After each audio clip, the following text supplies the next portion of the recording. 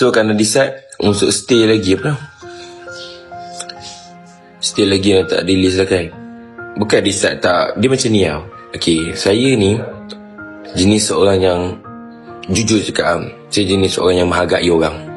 Okay, saya tahu saya bertapak macam mana, and then saya tahu saya ni naik macam mana, dan saya tahu siapa yang tolong saya.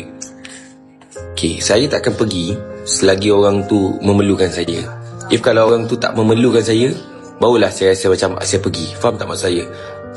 If kalau orang tu yang bantu saya, pernah bantu saya naik semua benda, masih perlukan saya akan terus ada. Faham tak maksud saya? Itu diri saya. Saya takkan selagi orang panggil apa, masa tu memang lalu pergi kan. Tapi kalau dia masih perlukan saya akan bagi komitmen saya dekat Alif. If kalau contoh one day Alif tak perlukan, saya faham, saya akan gerak lah, buat sendiri pula. Macam tu. If kalau Alif masih perlukan saya, masih nak saya ada, masih nak ada dalam konten semua benda, saya takkan membantah, saya akan ikut je cakap dia.